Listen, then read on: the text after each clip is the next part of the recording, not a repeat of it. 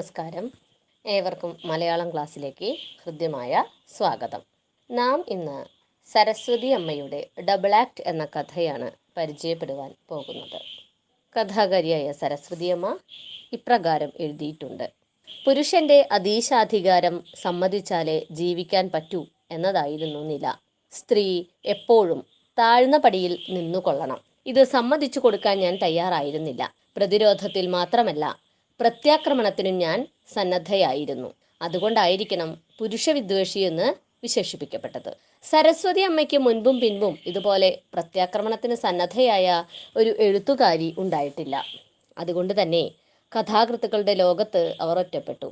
നിരൂപകർ അവഗണിക്കുകയും ചെയ്തു. സ്ത്രീ വിമോചനപരമായ കാഴ്ചപ്പാടിൽ നിലനിന്നിരുന്ന പുരുഷാധിപത്യ മൂല്യങ്ങളെ മുഴുവൻ നിശിത വിമർശനത്തിന് വിധേയമാക്കിയ എഴുത്തുകാരിയാണ് സരസ്വതി അമ്മ. സ്ത്രീകളുടെ ജീവിതാവസ്ഥകൾ ഇന്നും പരിതാപകരമായി മുന്നോട്ടു പോകുന്ന ഒന്നായതിനാൽ ഇന്നും പ്രസക്തിയുള്ള കഥകളാണ് സരസ്വതി അമ്മയുടേത്. ഡബിൾ ആക്ട് എന്ന കഥയിലെ മുഖ്യ കഥാപാത്രങ്ങൾ സീതയും സുധീരൻ നായരുമാണ്. വാസന്തി നായർ, മിസസ് മേനോൻ, സൗദാമിനി, സൈനബ തുടങ്ങിയവരാണ് മറ്റു കഥാപാത്രങ്ങളിൽ പ്രധാനികൾ. കോളേജ് ക്യാമ്പസിലെ കപട സദാചാര ചിന്തകളാൽ വേട്ടയാടപ്പെട്ട കഥാപാത്രമാണ് സീത.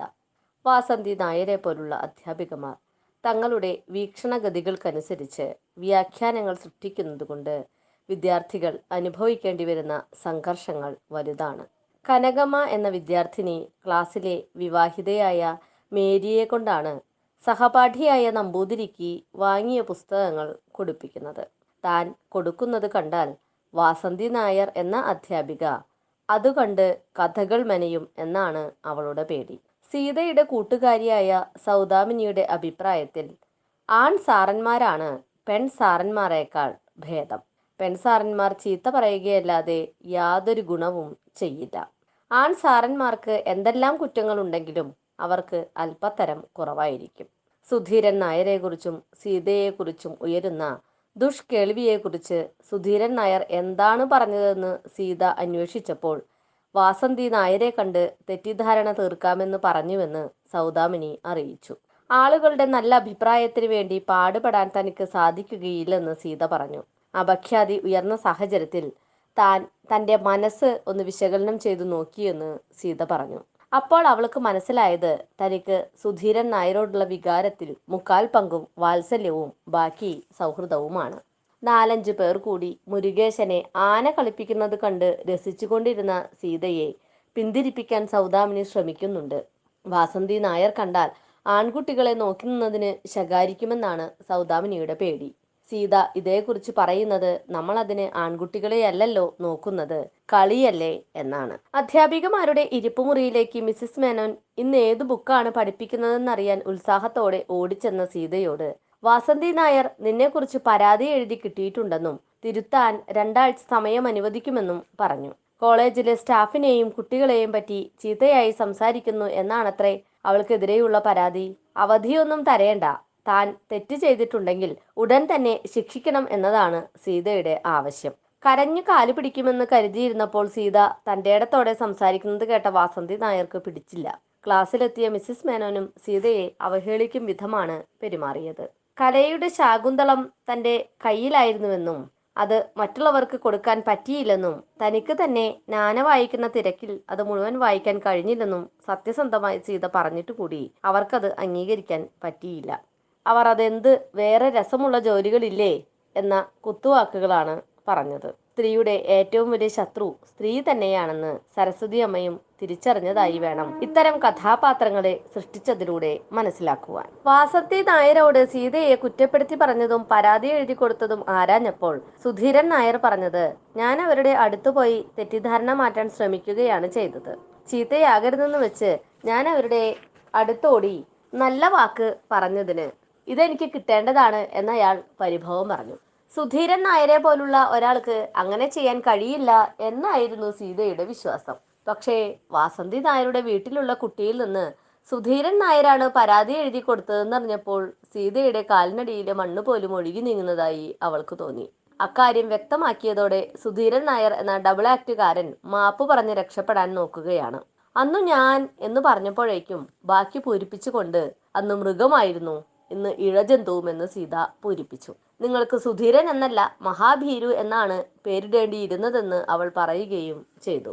സ്വന്തം സൽപ്പേര് നിലനിർത്താൻ എന്തും പറയുന്ന കപട നാട്യക്കാരനാണ് സുധീരൻ നായരെന്ന് മറ്റാരും അയാളുടെ അഭിനയത്തിനുള്ളിൽ മയങ്ങി മനസ്സിലാക്കുന്നില്ലെങ്കിലും സീതയത് മനസ്സിലാക്കുന്നു. ഞാൻ നിങ്ങളെ കുറ്റപ്പെടുത്തുന്നില്ലെന്നും കാരണം നിങ്ങളെ വെറുക്കാൻ മാത്രം ഞാൻ സ്നേഹിച്ചിരുന്നില്ല എന്നും അവൾ വ്യക്തമാക്കുന്നു. സീത ഉദ്യോഗത്തിന്റെ തിരക്കുകളിൽപ്പെട്ട് ഒരു വർഷത്തോളം ആരുമായും ബന്ധമില്ലാതെ കഴിയുകയായിരുന്നു. അതിനിടയിൽ സുഹൃത്തായ സൗദാമിനിയെ സിനിമാ തിയേറ്ററിൽ വെച്ച് കാണുകയും സംസാരിക്കുകയും ചെയ്തു. സുധീരൻ നായരുടെ വിവാഹം കഴിഞ്ഞ കാര്യവും സീതയെ നിരാശപ്പെടുത്തേണ്ടി വന്നതിൽ ദുഃഖമുണ്ടെന്നും അയാൾ പറഞ്ഞു. അങ്ങനെ പറഞ്ഞു നടക്കുന്നതായി സൗദാമിനി അറിയിച്ചു. സുധീരൻ നായരുടെ ഭാര്യയാകട്ടെ അയാളെ ഭർത്താവായി കിട്ടാൻ സീത തപസ് ചെയ്യുകയായിരുന്നു എന്ന് പറഞ്ഞു നടക്കുകയാണത്രേ. അത് കേട്ട സീത കമ്പോളത്തിൽ സാധനങ്ങൾക്ക് വില കൂട്ടാൻ ഉപയോഗിക്കുന്ന സർവ്വസാധാരണമായ തന്ത്രം സുധിയും പ്രയോഗിച്ചിരിക്കാമെന്നാണ് പറയുന്നത്. തോൽപ്പിക്കപ്പെട്ട ഒരു എതിരാളി തനിക്കുണ്ടെന്നറിയിക്കുന്ന ഭർത്താവിനോട് ഭാര്യയ്ക്ക് കൂടുതൽ ഇഷ്ടം തോന്നും എന്നും സീത വിശദീകരിച്ചു. സീതയ്ക്ക് സുധീരൻ നായരെ ഇഷ്ടമല്ലെന്ന് പറഞ്ഞാൽ താൻ വിശ്വസിക്കുന്നില്ലെന്ന് പറഞ്ഞ സൗദാമിനിയോട് താൻ അങ്ങനെ പറയുന്നില്ല, ഇഷ്ടമാണ് താനും, പക്ഷേ ഇഷ്ടമുള്ളവരെയെല്ലാം വിവാഹം കഴിക്കാൻ കഴിയില്ലല്ലോ എന്ന് സീത പറയുന്നു. തനിക്ക് ഹാർഡിനെയും കീറ്റ്സിനെയും എല്ലാം ഇഷ്ടമായിരുന്നുവെന്നും അവരെയെല്ലാം അങ്ങനെയാണെങ്കിൽ വിവാഹം ചെയ്യേണ്ടി വരില്ലേ എന്നും സീത പറയുന്നു. സാധാരണയിൽ കവിഞ്ഞ ബുദ്ധി സാമർഥ്യം പ്രകടിപ്പിക്കുന്നവരോട് തനിക്ക് ഇഷ്ടം തോന്നാറുണ്ടെന്ന് സീത പറഞ്ഞു. കയ്യിലിരുന്ന രത്നം അയൽക്കാരന്റെ മുറ്റത്തേക്ക് എറിഞ്ഞു കൊടുക്കുന്ന ആളുടെ പ്രവൃത്തിയാണ് സീതയുടേതെന്ന് പറഞ്ഞ സൗദാമിനിയോട് സുധീരൻ നായരുടെ അസൽ സ്വഭാവമൊന്നും വെളിപ്പെടുത്തുവാൻ സീത ശ്രമിക്കുന്നില്ല. രത്നം ചിലർക്ക് ദൂരെ വെച്ച് നോക്കിയിരിക്കുന്നതായിരിക്കും ഇഷ്ടം എന്ന് സീത പറഞ്ഞു. അതോടൊപ്പം എത്ര വിശിഷ്ടമായ ഭക്ഷണമായാലും കഴിക്കണമെന്ന് തോന്നാതെ ആരും കഴിക്കുകയില്ലല്ലോ എന്നും സീത പറഞ്ഞു. അതിൽ അവളുടെ മനോഭാവം മുഴുവൻ വ്യക്തമായിരുന്നു.